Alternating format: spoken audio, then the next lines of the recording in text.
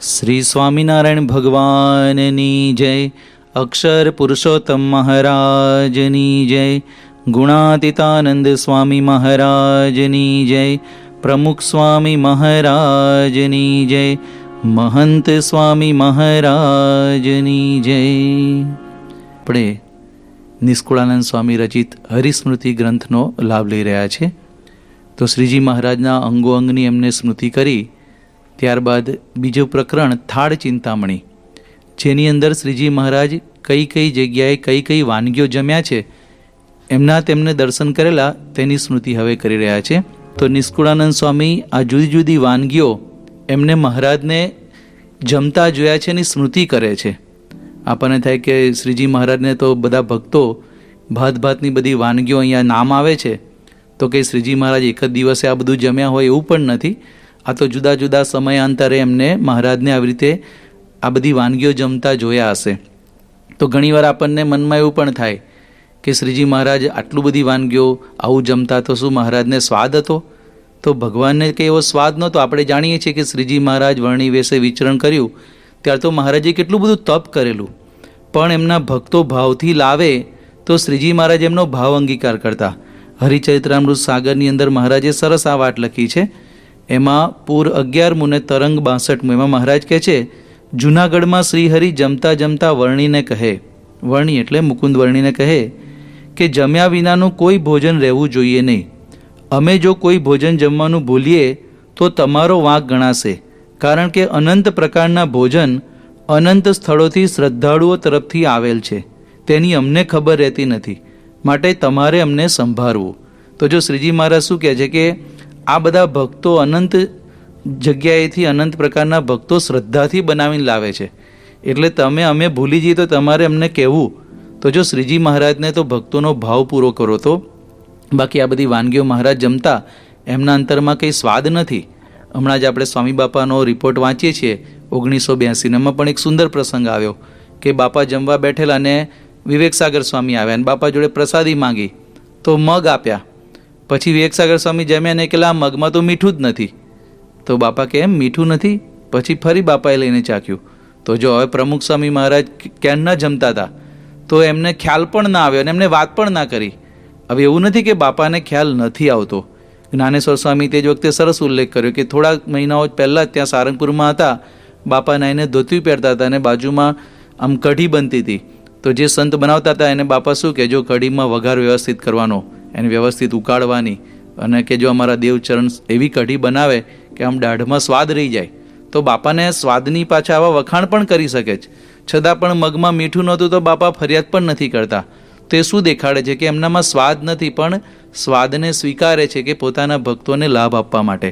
તો અહીંયા શ્રીજી મહારાજ પણ આવી બધી જાત જાતની વાનગીઓ જમતા આપણે જોયું ને. મોદક મગદળ ને મોતૈયા જમતા જોયા છે, લાખણ સાઈ ને સેવૈયા જમતા જોયા છે. મોદક મગદળ ને મોતૈયા, લાખણ સાઈ ને સેવૈયા જમતા જોયા છે. મોદક એટલે લાડુ. તો શ્રીજી મહારાજને ઘણી લાડુ તો આપણા દેશની અંદર એક કોમન મિષ્ટાન ગણાય. તો શ્રીજી મહારાજને ઘણી બધી વખતે અમે લાડુ પણ જમતા જોયા છે. એક સુંદર પ્રસંગ મહારાજનો આવે છે કે અમદાવાદની અંદર જ્યારે પેલા લોલંગર બાવાની ઉપાધિ થઈ પછી મહારાજ ભાગીને વહેલાલ ગયા, અને તે વખતે પછી મહારાજ કહે છે કે અમારે અહીંયાથી તરત નીકળીને કચ્છમાં જતું રહેવું છે, કારણ કે પેલા લોલંગર બાવા આવશે. તો તે વખતે વહેલાલના જેસંગભાઈ નામના હરિભક્ત એમને કે મહારાજ તમે અહીંયા આવ્યા છો તો અમારે તો બધા અમારા 18 ભાયા તો છે, બધા અમારા હરિભક્તો અને એમના સગાવાલા, એ બધાને આપને જમાડવાની ઈચ્છા છે. તો મહારાજ કે અમારે તો નીકળી જવું છે, પણ કે મહારાજ અમારા બધાનો બહુ ભાવ છે. તો શ્રીજી મહારાજ કહે છે કે બધાને કહો કે બધાને ઘરે થોડું થોડું બનાવે, અમે આવી રીતે જમશું. તો કે મહારાજ એમ સાદું ભોજન ના ચાલે, અમારી ઈચ્છા છે કે તમને લાડુ જમાડવા છે. પણ મહારાજે કહ્યું કે અમારે જવાનું મોડું થાય. પછી કહ્યું વાંધો નહીં, તો થોડા થોડા નાના નાના લાડુ બધા બનાવે. પછી તો પેલા જેસંગભાઈએ બધા એમના જે સગાવાલા હતા બધાને શું કહ્યું કે આપણે જે નોર્મલ લાડુ બનાવીને એના કરતાં 4 ગણું લાડુ બનાવવાનો. અને મહારાજ તો પછી જમવાનું શરૂ કર્યું જેસંગભાઈના ઘરે. તો આટલો મોટો લાડુ આવ્યો. તો કે આપણે વાત થયેલી ને. તો પેલા ભાઈ શું કહે છે કે મહારાજ અમે તો બધા પાટીદારો, અમારો વ્યવહાર મોટો, ખેતીવાડી મોટી, અમારા પાઘડી મોટી, અમારા લાડુ પણ મોટા જ હોય ને.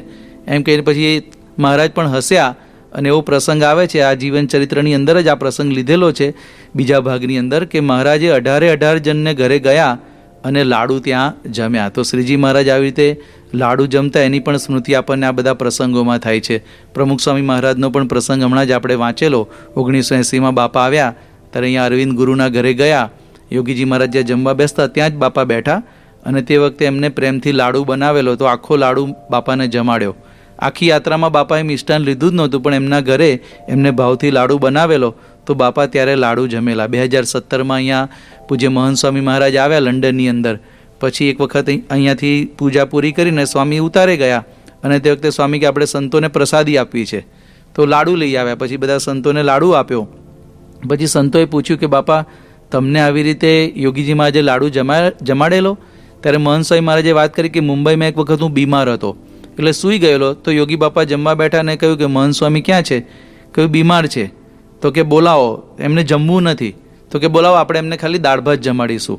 એમ કહીને પછી યોગી બાપાએ બોલાયા. પણ મહંત સ્વામી મહારાજ કે હું ત્યાં ગયો તો મને 6 મોટા મોટા લાડુ યોગીજી મહારાજે પીરસી દીધા. પછી સંતોએ પૂછ્યું કે સ્વામી શું થયું? તો કે તો જમી જવાના ને, ગુરુ પ્રસાદી આપે તો કે તાવ આવ્યો? તો કે તાવના તો ક્યાંય ભૂકા બોલી ગયા, ક્યાં ભાગી ગયો, ખબર પણ પડી નહીં. તો આવી સ્મૃતિ મહંત સ્વામી મહારાજે કરેલી. પછી બીજી એક સ્મૃતિ કરી, જે સ્મૃતિ પ્રમુખ સ્વામી મહારાજ પણ ઘણીવાર કહેતા કે યોગીજી મહારાજ જોડે બિલીમોરામાં હતા અને જયસુખભાઈ કોઠારી નામના આપણા હરિભક્ત, એમના ઘરે પ્રમુખ સ્વામી મહારાજ હતા, મહંત સ્વામી મહારાજ હતા. અને તે વખતે યોગી બાપાએ બંનેને 5-5 લાડુ આપેલા. પાછી એની સ્મૃતિ મહંત સ્વામી મહારાજ કેટલી ડિટેલમાં કરે કે લાડુ કેવા હતા, બહુ સુંદર હતા. 10% અંદર બેસન હતું, 90% ઘઉંનો લોટ, અને બહુ સરસ લાડુ. આમ એનું વર્ણન કર્યું કે આમ ચપટા હતા, અર્ધગોળ બનાવેલા. હવે 1966માં યોગીજી મહારાજે જમાડેલા, પણ હજુ સુધી મહંત સ્વામી મહારાજને એની સ્મૃતિ એટલી પાકીને પાકી છે. પછી પૂછ્યું કે સ્વામી તમને યોગી બાપાએ મોઢામાં લાડુ જમાડેલો? તો કે ના, એવું ક્યારે નહીં. અને કે પ્રમુખ સ્વામી મહારાજે મોઢામાં? તો કે ના ના, એ તો બહુ મર્યાદા રાખતા, એ કોઈ દિવસ આવી રીતે મોઢામાં લાડુ નહોતો જમાડ્યો. પણ આ બધી લાડુની સ્મૃતિ પણ મહંત સ્વામી મહારાજે અહીંયા કરી. શ્રીજી મહારાજને પણ આ બધા સંતો પ્રેમથી આવો લાડુ જમાડતા. પ્રેમાનંદ સ્વામી એક સુંદર પદમાં લખ્યું છે. પ્રેમાનંદ સ્વામી કહે છે કે લાડવા જમાડું સુંદર લસ લસતા, મારે ભુવન પધારો હરિવર હસતા. અને છેલ્લી લીટીમાં કહે છે કે નેણા ભરીને નિરખું નટવર પ્રેમાનંદને લાડુ પીરસતા. શ્રીજી મહારાજ ઘણી બધી વખત આ બધા સંતો ભક્તોને લાડુ પીરસતા. ભવિષ્યમાં આપણે એમની પીરસવાની લીલામાં એ બધી વાતો જોઈશું. તો મોદકની વાત કરી, પછી મગદળ અને પછી મોતૈયા. તો મોતૈયા પણ આપણે જાણીએ છીએ કે મોતૈયાના બેસનના લાડુ, એ પણ આપણે ઘણી વખત એને જોયા હશે. પછી આગળ લખે છે કે લાખણસાઈ. લાખણસાઈ એટલે શું? બુંદીના લાડુ. તો બુંદીના લાડુની પણ ઘણી બધી સ્મૃતિ એ મહંત સ્વામી મહારાજે કરેલી છે. જ્યારે ગોંડલની અંદર 60 શતાબ્દી મહોત્સવ હતો અને પછી સંતોએ બાપાને રિપોર્ટ આપ્યો કે સ્વામી આ 60 શતાબ્દી મહોત્સવની અંદર હરિભક્તોને પેલું ફૂડ પેકેટ આપીએ બોક્સ, એની અંદર શું મૂકવું? તો ઈશ્વરચરણ સ્વામીને પૂછ્યું. તો ઈશ્વર સ્વામી કીધું કે બુંદીનો લાડુ ખાસ મૂકજો, કારણ કે યોગી બાપાને બુંદીનો લાડુ ગમતો. ત્યારે મહંત સ્વામી મહારાજ બોલે કે હા, એટલે જ હું પણ બુંદીના લાડુ પર રુચિ રાખું છું. પછી સેવક સંતે પણ કહ્યું કે હા સ્વામી, ઘણી વખત આપની પાસે અન્નકૂટનો પ્રસાદ આવે કે આવી રીતે 3-4 વાનગી આવે તો આપ હંમેશા બુંદીનો લાડુ ચપટીક લેતા હો છો. તો જો ગુરુની સ્મૃતિ સાથે મોટા પુરુષ જમતા હોય છે. બીજો પણ બુંદીના લાડુનો એક પ્રસંગ મહંત સ્વામી મહારાજ ઘણીવાર કહે છે કે યોગીજી મહારાજ ધામમાં પધાર્યા એ પહેલાંનો છેલ્લો અન્નકૂટ એમને ગોંડલમાં કર્યો. ત્યારે તે વખતે આ મહંત સ્વામી મહારાજને બીજા સંતો ત્યાં રસોડામાં અન્નકૂટની સેવામાં હતા, લાડુ વાળે ને ડીશો ગોઠવવાની બધી. તો યોગી બાપા જોવા આવ્યા અને જોયું કે આ બધા સંતો બુંદીના લાડુ વાળે છે. તો યોગી બાપા ત્યાં જ બેસી ગયા મહંત સ્વામી મહારાજની બાજુમાં જ. અને મહંત સ્વામી મહારાજ કેટલા સુંદર યોગીજી મહારાજે બુંદીના લાડુ લગભગ 25 જેટલા વાળ્યા અને આમ ડીશમાં ગોઠવ્યા. પછી મહંત સ્વામી મહારાજે એ યોગીજી મહારાજના વાળેલા લાડુ જુદા રાખ્યા, ઠાકોરજીને ધરાઈને મુંબઈમાં બધા સંતો અભ્યાસ કરતા, ખાસ એમને આ પ્રસાદી માટે પણ મોકલ્યા. તો આવી રીતે લાખણસાઈ, તો બુંદીના લાડુની સ્મૃતિ પણ મહંત સ્વામી મહારાજ ઘણીવાર કરે છે. આગળ આવ્યું કે પેંડા, પતાસા, પૂરી આ બધું પણ જમતા જોયા છે. સૂતર ફેણી એ પણ મહારાજને જમતા જોયા છે. સાબુડી એટલે કે સાબુદાણાની ખીર બનાવે એ પણ મહારાજને જમતા જોયા છે. શક્કરપારા, સેવ સુંવાળી, પૂરી, કચોરી આ બધી વસ્તુ શ્રીજી મહારાજને નિષ્કુળાનંદ સ્વામીએ જમતા જોયા છે. એનું બધું સુંદર વર્ણન કર્યું. હજુ પણ આગળ બીજી બધી ઘણી બધી વાનગીઓ એમને મહારાજને જમતા જોયેલા, એની વાત કરતાં કહે છે. તો હવે બીજી બધી વાનગીઓની નિષ્કુળાનંદ સ્વામી વાત કરે છે. આમાંથી ઘણી બધી વાનગીઓ તો અત્યારના જમાનામાં હયાત પણ નથી, એટલે આપણને ખબર પણ નથી. પણ મહારાજના વખતની અંદર આ બધી વાનગીઓ હશે તો એની વાત કરે છે કે હલવો જમતા જોયા છે, હરીસો. હવે હરીસો નામની વાનગી તો આપણને ખબર પણ નથી, પણ અંદર લખ્યું છે કે ચોખાની બનતી એક વાનગી, કદાચ ચોખાના લાડુ કે એવું કંઈક હશે. હલવો હરીસો, હલવો જમતા જોયા છે, હરીસો જમતા જોયા છે. ઘેબર તો આપણે બધાએ જોયું છે, તો ઘેબર પણ મહારાજ જમેલા, એની પણ સ્મૃતિ કરે છે. ગુંદર પાક રૂપાળો, ગુંદર પાક પણ આપણે ઘણા બધા કદાચ જમ્યા હશું, એની વાત કરી. ગગન ગાંઠિયા, તો ગગન ગાંઠિયા એટલે મેંદાના ગાંઠિયા જેવું બનતું એક મિષ્ટાન, એ પણ મહારાજને જમતા જોયા છે. પછી ગુંદવડી, ગુંદવડી એટલે ગુલાબજાંબુ, તો ગુલાબજાંબુ પણ મહારાજને જમતા જોયા છે. મહંત સ્વામી મહારાજનો જે હમણાં આપણે પ્રસંગ કયો ત્યાં લંડનનો, પછી બધી વાત કરી કે સ્વામી તમને યોગીજી મહારાજે કઈ કઈ વાનગીઓ ક્યાં ક્યાં જમાડેલી. તો તે વખતે મહંત સ્વામી મહારાજે વાત કરી કે એક વખત ગોંડલની અંદર યોગીજી મહારાજે આ તો બધા તે વખતે નવયુવાન સંતો અને બધાને ગુલાબજાંબુ પીરસ્યા, તો 33 ગુલાબજાંબુ યોગીજી મહારાજે પીરસેલા. હવે જો મહંત સ્વામી મહારાજ તો કેટલા તપસ્વી છે, અત્યારે આમ પોતે જમી તો શકે પણ મોટા પુરુષને રાજી રાખવા એટલું બધું તપ પણ એમને કરેલું છે. તો યોગીજી મહારાજે એમને આવી રીતે આ ગુલાબજાંબુ પણ એમને ને બીજા બધા સંતોને પણ જમાડેલા, એની સ્મૃતિ કરી. પછી ગળ્યા સાટા ને ગળ પાપડી, ગળ પાપડી એટલે સુખડી, તો ગળ્યા સાટા એ પણ સ્વામી બાપા પણ ઘણી વખતે આવી રીતે સાટાનો પ્રસાદ વેચતા. એક વખત 2003ની સાલમાં બાપા સુરેન્દ્રનગર હતા અને સારંગપુરથી બધા સંતો ગયેલા, અને તે વખતે બાપાના ભોજનમાં ત્યાં દિલ્હીનું જે મંદિરની પ્રતિષ્ઠા થઈ એની વિડીયો બતાવતા હતા, અને દિલ્હીની મંદિરની પ્રતિષ્ઠા થઈ ગઈ અને જય જયકાર થઈ ગયો, વિડીયોમાં જ જોતા હતા બાપા. અને બાપા એટલા રાજી થઈ ગયા કે દિલ્હીમાં ડંકો વાગી ગયો, લાવો આપણે બધા સંતોને પ્રસાદ આપવો છે. એટલે તાત્કાલિક અંદર ગયા, તો તે વખતે સાટા હતા તો લઈ આવ્યા, અને સ્વામી બાપાએ બધા સંતોને ત્યાં સાટા પીરસેલા, એની પણ સ્મૃતિ આપણને થાય છે. તો ગળ્યા સાટા, પછી ગળ પાપડી એટલે કે સુખડી, એ પણ શ્રીજી મહારાજ ઘણી બધી વખત જમતા. સ્વામી બાપાને પણ વલ્લભ સ્વામી ખૂબ સુંદર પોતે સુખડી બનાવે અને બાપાને જમાડતા, એની પણ આપણને સ્મૃતિ થાય છે. મહારાજનો એક સુખડીનો સરસ પ્રસંગ આવે છે કે શ્રીજી મહારાજ એક વખત શિયાળ નામનું એક ગામ છે ત્યાં હતા, અને ત્યાંના મેઘજીભાઈ એક વાણિયા હરિભક્ત હતા. તો એમને મહારાજને વાત કરી કે મહારાજ અત્યારે અમારા ઘરે બધું દૂધાણું ઘણું છે, એટલે બધી ગાયો ને બધી દૂધ સારું એવું થાય છે, તો મારી ઈચ્છા છે કે બધા આ સંતો હરિભક્તોને ઘણું ઘી ને સુખડી બધું જમાડવું છે. તો શ્રીજી મહારાજ કે વાંધો નહીં. હવે તે વખતે ફાગણ મહિનાઓ હતો પણ હિમ પડેલું, તો ઘી બધું ચોકીની અંદર આમ પેલી ચોકીમાં મહારાજે રેડાવડાવ્યું ને આમ ઠરી ગયેલું, ને ઘીના ચોસલા મહારાજે કરાવડાયા, ઘીના ચોસલા અને સુખડી. અને પેલા મેઘજીભાઈ પણ એટલા ભાવવાળા કે મહારાજ તમે બધા હરિભક્તોને અને સંતોને પ્રેમથી જમાડો. તો મહારાજે સાદ પડાયો કે આ ભગતનો બહુ ભાવ છે, તો બધા ભાવ પૂરો કરજો. અને મહારાજે તો સારી પેઠે પીરસ્યું, તો ઘણું બધું ઘી ને સુખડી બધાને જમાડી. હવે આ ઘણું બધું ઘી ખાધું એટલે બધાના અકળામણ જેવું થવા લાગ્યું. પછી મહારાજે ગરમ પાણીમાં મીઠું નાખીને કે બધાને પાવ. ભગવાન સ્વામિનારાયણ જીવનચરિત્ર ભાગ 3માં પ્રસંગ આવે છે, તો સુખડીની પણ આવી સ્મૃતિ આપણને થાય છે. આગળ મહારાજને શીરો જમાડ્યો, એની પણ વાત કરે છે. શીરો પણ આપણે ઘણી બધી વખત જોયું છે કે કંઈ પણ સારો પ્રસંગ હોય ને તો બાપા શીરો બનાવડાવે. આપણને કોઈક જગ્યાએ જમીન મળી ગઈ હોય, દિલ્હી અક્ષરધામની પરમિશન મળી ગઈ હોય, તો બાપા તરત ઠાકોરજીને શીરો ધરાવવાનું કહે.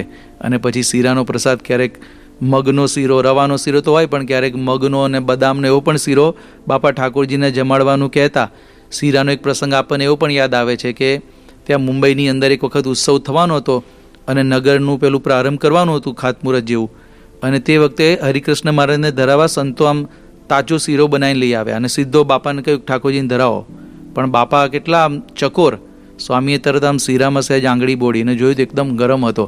બાપા કે આવો ગરમ ગરમ શીરો ઠાકોરજીને ના જમાડાય. પછી તરત ચમચી મંગાવડાવી અને થાળીમાં બાપાએ આમ શીરો થોડો પહોળો કર્યો, અને થોડી વારમાં શીરો ઠંડો થયો. પછી બાપાએ ઠાકોરજીને ધરાયેલો. તો એ શીરાના પ્રસંગની પણ આપણને સ્મૃતિ થાય છે. પછી આગળ કહે છે કે સાથું કરીને શેકેલા અનાજનો લોટ કરીને બનાવાતું એક મિષ્ટાન. પછી સાકર ચણા, એ પણ મહારાજને જમાડતા.